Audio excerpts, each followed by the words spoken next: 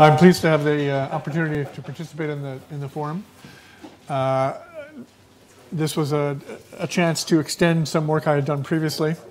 So let me begin by kind of playing with or explaining my title. Cine-atheisia is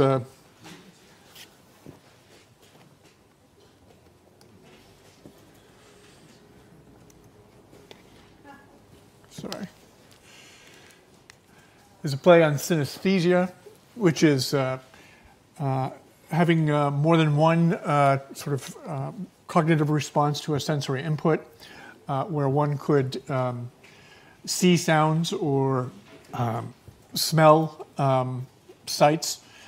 So I'm kind of wondering what else is coming along with attempts to represent climate change in cinema. I'm dealing with more than Hollywood here, so Hollywood is a metonymy. Although most of the films are American, they're not all major productions. And based on a prior study I had done, I kind of noticed that religion was more or less not engaged in these films. So absence was the first thought, but I'm also wondering whether there are distortions of religions, antipathies toward religion in the process of trying to imagine climate change. So I'm going to second a theme that I think has already been raised about the failures of imagination in coming to grips with climate change. In proposing this project, I noted the example of An Inconvenient Truth, in which Al Gore, who has written about climate change and its relationship to his life in Earth in the Balance, and then in the book version of An Inconvenient Truth. And he talks about the transformative experience of his son's accident. And he very clearly and passionately talks about the role of his religious practice in getting him through that experience. So he talks about he and his wife praying in the hospital, refers to the nurses as figurative angels, but it leaves open the possibility that there were angels looking out for his son during that recovery period. When Davis Guggenheim addresses this in his version of An Inconvenient Truth, religion is cut out, and instead we get Gore's relationship with nature, his sort of quest around the world. And in addition to removing religion from Gore's account of this experience, we get an almost quasi-religious depiction of Gore. We get this kind of almost like a transfiguration of Gore in An Inconvenient Truth. And this was picked up on by climate skeptics, or cynics as I prefer to call them. And so we got an image of Saint Gore that was kind of circulating around on the web, and this tied into a theme in criticism of climate change activism, which is the global warming as religion meme. And this is still out there, still active. These are some headlines or titles of op-eds from conservative responses to Trump's decision to withdraw the United States from the climate agreement.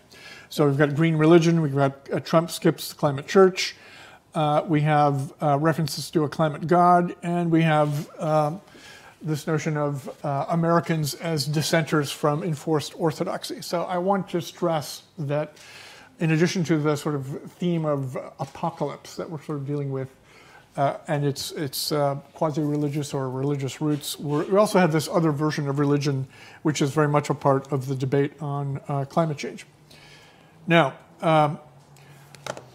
I wanted to look at the role that religion played in cli-fi films, and this builds on an earlier project I had in which I just wanted to do a survey of cli-fi films, and I discovered that there had been something on the order of 55 films produced over the last 30 years that address climate change in some way.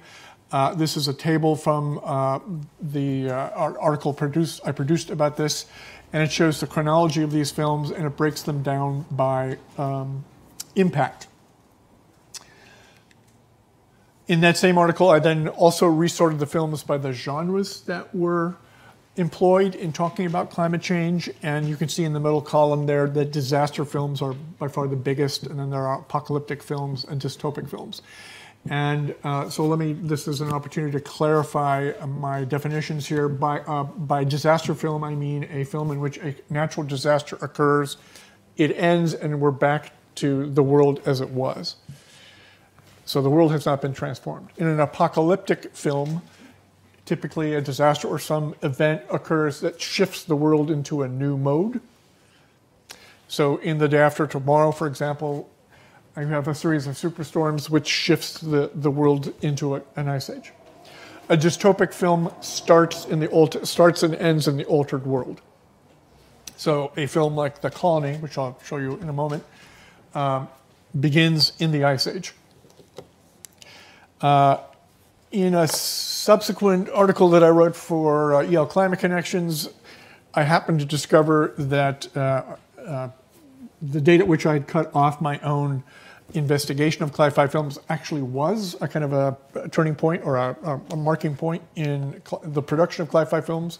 I am not sure why, but in 2016, there were, to the best of my knowledge, no cli-fi films produced.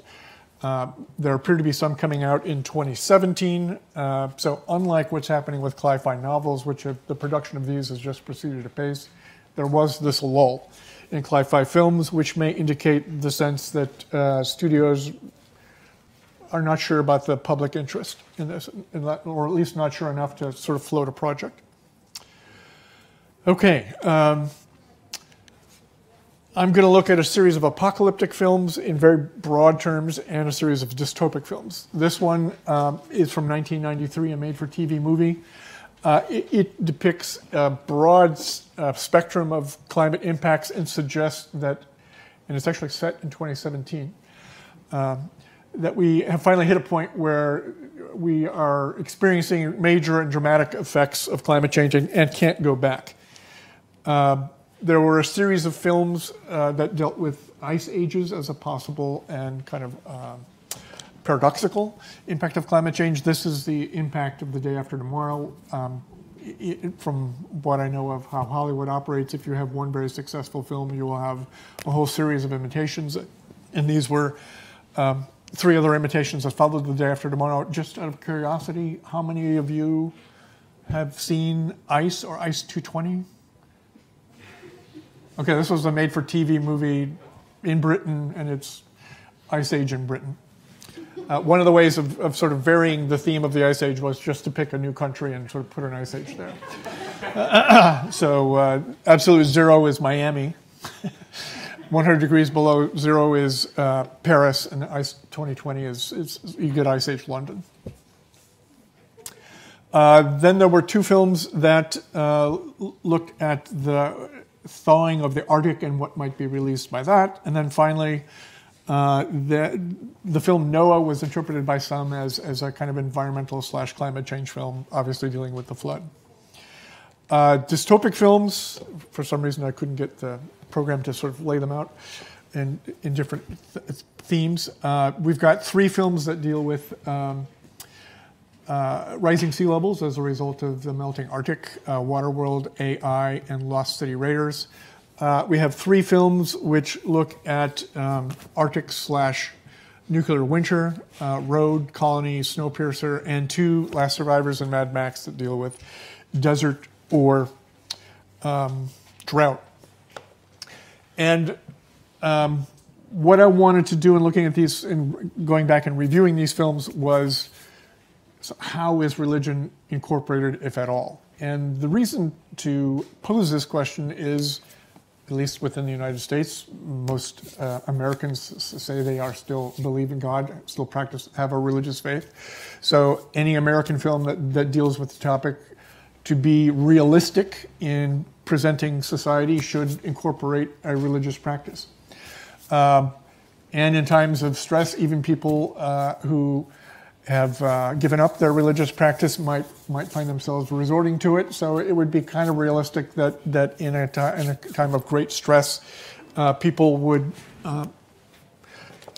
explore their religious roots. But what I found in the first set of films was no acknowledgement of this whatsoever. You can go through the entire film, and people who are dealing with impending danger, sudden crises, pain, suffering, and personal sacrifice, up to giving their lives to protect the lives of others. Religion does not enter into this at all.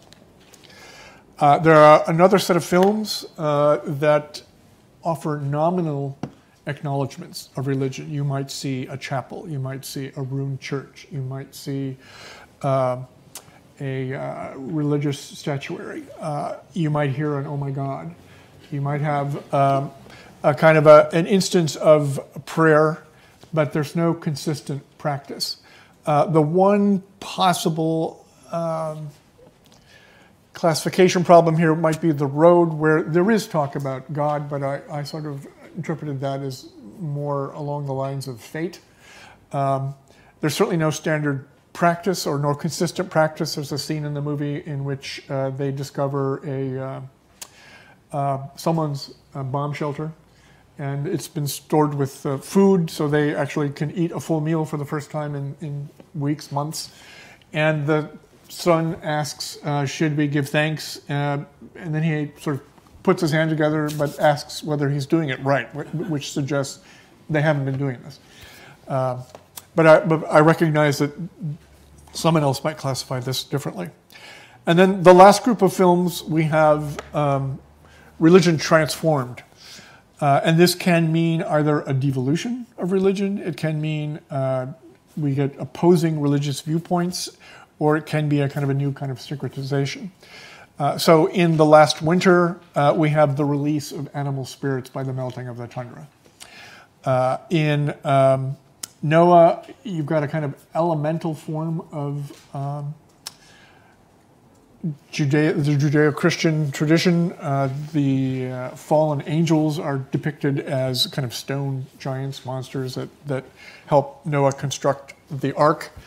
But then in something like Snowpiercer, Mad Max, and Waterworld, you get kind of warrior/machine/death cults that are then opposed by kind of earth religions, which are often identified or associated with the women. Lost City Raiders is a kind of an outlier. It's a strange combination of Waterworld, Raiders of the Lost Ark, and I would also add the Da Vinci Code. We have a kind of a cult connection between the Roman Catholic Church and some sort of alien icon that is going to help civilization reduce sea levels. So we have these very strange depictions of religion when it's depicted. Now, in the course of undertaking this project, I was also working on another paper I'm actually delivering in Leicester tomorrow that looked at the contemporary politics surrounding the withdrawal from the Paris Accord. And in researching that, I came across a quote which very explicitly incorporated religion into the experience. And here we see someone who's in a crisis, cries out, initially with fear, but in the repetitions, and you can hear it in her voice as she's repeating this, she's kind of calming herself down, bringing herself under control as she's requesting God's help. The context for this is someone who was riding in the car with Ammon Bundy and Lavoy Finicott. These were two people who were engaged in the takeover of the Oregon Wildlife Refuge. And so you have a group of people who see themselves as embroiled in a conflict with the larger culture. So even though many would see the United States as a Christian culture, they saw their Christianity as separate from that. And that led me to rethink the idea of apocalypse itself and the role it originally played. And so I'm going to suggest, as a sort of provocative term, that we can use our contemporary political experience to question the notion of apocalypse. And so I've coined the term Crexit, which is a Christian exit. And By that, I want to point out that apocalypse usually also includes a social, political, or conflict or struggle, and that the people who are theorizing the end are also trying to bring an end to one's subjugation, to their subjugation by an unworthy or unjust appointment. Others, including those who may have abandoned the faith that one holds. So there's a kind of revenge fantasy that's involved in an apocalypse.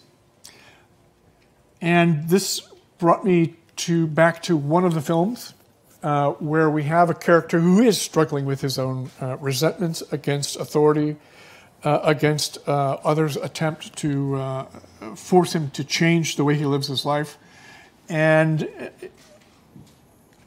the other film that I wanted to compare it with is a very recent one, 2015, called The Kingsman.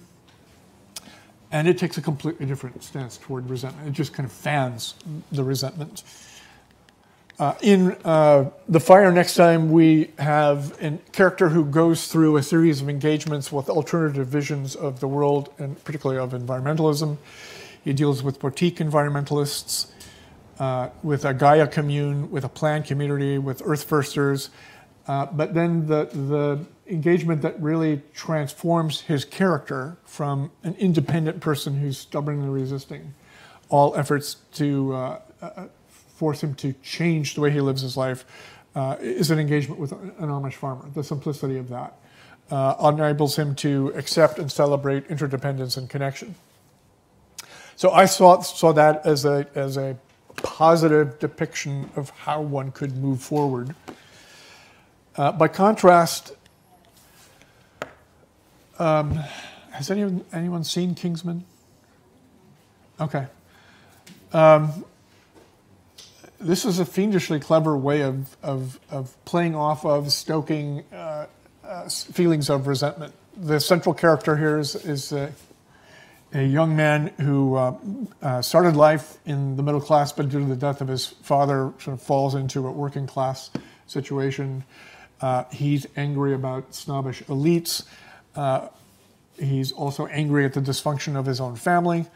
But the lead villain in this story is a black, and I would say he's coded as gay, artificial sort of internet entrepreneur who has come up with a scheme to reduce the human population by inciting irrational, violent anger through telephone cards. If you lived through the election in 2008, you may have encountered videos about the Obama card. So there's a kind of racial code. My vocabulary is escaping me here. Dog whistles. So we've got resentment against a dysfunctional family. We got class resentment. We got resentment against outsiders, possibly gender resentments, and then finally the elites who are running the Secret Service are actually conspiring with the villain. So we've got the betrayal of elites.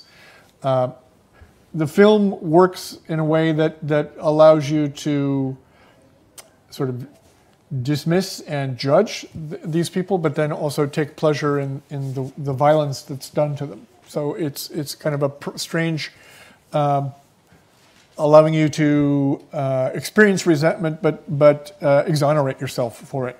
And the perhaps most conspicuous moment of that is when the villain goes to a church in Kentucky, which is described as a hate church, to test out his weapon. And we see the slaughter of every person in that church in a scene that is driven by a rock score. And then we are exonerated for our pleasure in that by the way the villain sort of kills the last remaining survivor of that.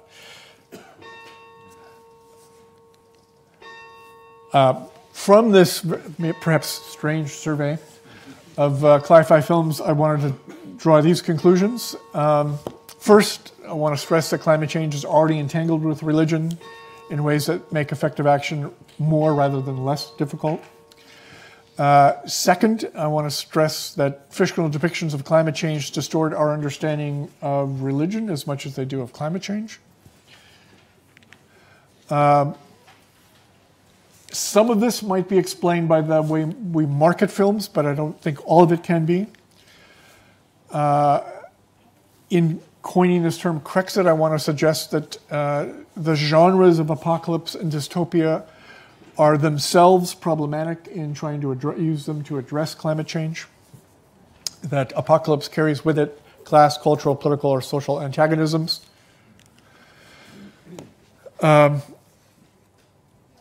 By bringing in the notion of a Crexit, reminding ourselves that there are these contemporary social political arguments that are being addressed or engaged when we're dealing with notions of the future apocalypse, I think we can remind ourselves of those limits.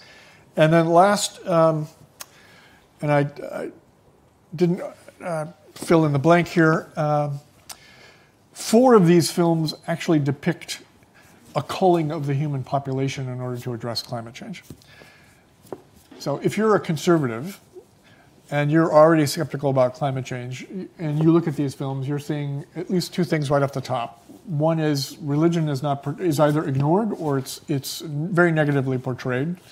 And second, you are being asked to contemplate the culling of human population as a solution to the problem. So in addition to the fantastical plot lines that are sometimes involved in depicting climate change, you've got some noxic ideas. So as a way of communicating climate change, I think cli-fi films are at best problematic. Thank you, Michael.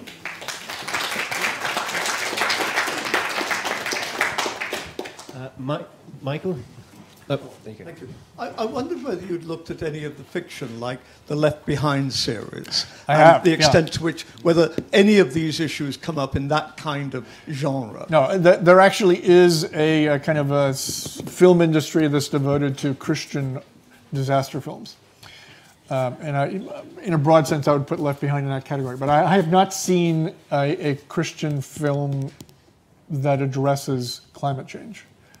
I'm not sure the reasoning behind that. It could be that that's a storyline that's difficult to include into a Christian context, whereas a disaster movie, one can either appeal to God, either to stave off the disaster or to give one the strength to live through it. There's an industry out there that does sort of incorporate Christianity into disaster, but I've not seen them address climate change. I'm kind of interested because I know a lot of the evangelicals are conflicted about climate change. Mm-hmm. The older ones want to spend all their time, arguing against abortion, and the younger ones are saying, well, things like climate change are biblical, and we should be looking at these. I'd be very interesting, whether it's in books or whatever, to see whether there's any effect comes by. At this stage, I'm not aware of a conservative evangelical engagement with climate change. I may be wrong. It may just be off my radar, but I've not seen it. I will say there are some interesting stories that one could use from the Bible to sort of address the issue. They're not typically the ones that are brought up. The story of Joseph, for example, you could sort of say that his interpretation of the dream is a kind of an example of climate modeling. And as a response to that, they sort of work out a way of solving the food problem during the 7 years of famine. Yeah, just on that last point, I think it's called Creation Care, the movement of evangelicals who are concerned about climate. It is quite significant now. But yeah, I would say that's separate than the conservative evangelicals. Oh, right, okay, yeah, fine. Yeah. Michael, thank you. I agree with your fundamental thesis. It seems to me that the extent to which film has done a good job to date in addressing climate and waking us up to it is very limited. And I think the extent to which religion has been involved with that is even more limited. And I think that's regrettable, and I think it has to change. But can I just mention two exceptions, which I think are quite important? One you touched on, which is the road. And I think that I would urge you to look more closely at the road. I think that it is pretty clear when one does so that there is an idea running through it which emerges more and more as the film goes on, although I admit it's even more explicit in the book, of it's sort of God is dead and we're living with godlessness, but that can't last, and we have to find a new spirituality if we're going to survive as a species at all. And that is what the boy is attempting to develop, incredibly sort of almost out of nothing, because he has virtually nothing to go on. And I think that's actually really quite an exciting, almost awe-inspiring thought. The other exception you might not accept, but I think it is actually massively important, which is the biggest budget film, not biggest budget, the biggest box office success of all time, namely Avatar. Avatar is absolutely centrally concerned with religion, with Earth religion, roughly. And admittedly, it's not explicitly concerned with climate, but 3 points about that. Firstly, it is explicitly concerned with extreme extractivism. Secondly, I've argued in print that it can be read metaphorically as about climate, partly through its concern with the composition of the atmosphere. And thirdly, if you look at audience reception, it's very clear that many people take it that way, whether it was intended to or not. That many people come out of Avatar, roughly, and literally say things like, oh, we have to take better care of the planet, we must stop destroying the atmosphere, through etc., etc. So I think Avatar is actually, there's as much hope attached to Avatar and its incredible, humongous success, it seems to me, as there is and should be despair attached to all the other films that you mentioned. I would agree with your assessment of Avatar. You know, I think it delivers a very positive message and does so in a provocative and engaging fashion. I have a fairly strict definition of what I would consider a cli-fi film, and that didn't fit. I've not read the book, The Road, so it may go in the direction you're suggesting. I did note in watching it the second time in preparation for this that there's a conflict between the father and the son, or at least a contrast between the father and the son, where the son has a immediate openness, generosity toward others that the father is trying to sort of train out of him. And that's an interesting take on the notion of religion, of original sin, and sort of how one constructs it in that context. And there were several films here in which there's a kind of assumption that there's a underlying openness toward others that can be drawn on in a time of disaster. But it is interesting that almost all of the films I looked at omit any discussion of religion in the process of wrestling with our fellow feeling. There was another point I was going to make, and I've slipped it. Other questions? Yeah, thank you very much indeed. It's extremely stimulating. I just wondered, though, with the cli-fi genre, when you say that religion is, on the whole, either absent or presented in an essentially negative way, how unusual is that if you were to compare it just with films in general emerging from America in the last sort of 20 years? Is this really exceptional?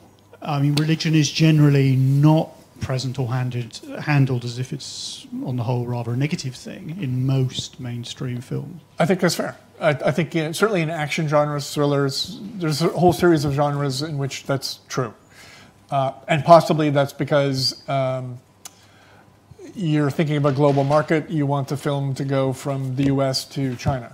And therefore, an explicit Judeo-Christian engagement with religion is possibly an obstacle.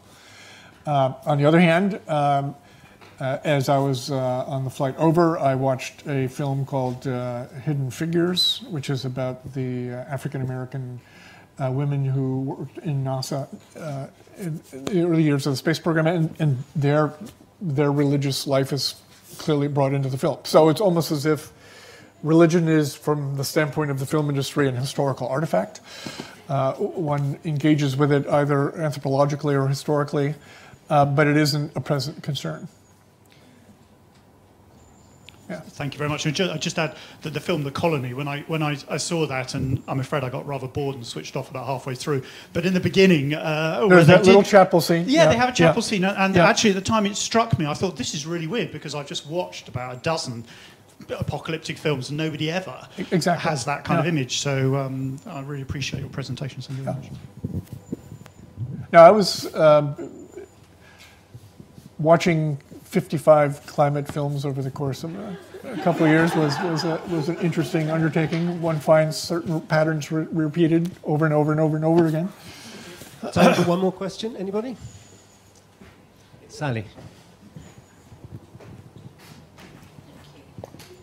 It was just building on that cultural thing, because you have lots of Chinese or Bollywood or European or Iranian films that do deal sort of with religion in a social context, maybe not overtly, but continually.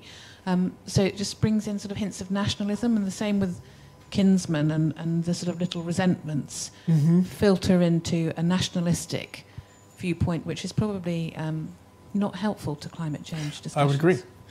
And I don't know whether we will have time to address it in any way in the context of this forum, but climate skepticism is pretty much an Anglo-American phenomenon. And I've not yet seen anyone offer a good explanation for why it has taken root so firmly in the United States and Great Britain and Australia, and not in France and Germany and Japan or Korea. So there's some sort of cultural/national issue here that is at this stage undiagnosed from my standpoint. It's also in Russia. Huh? Yeah. Okay.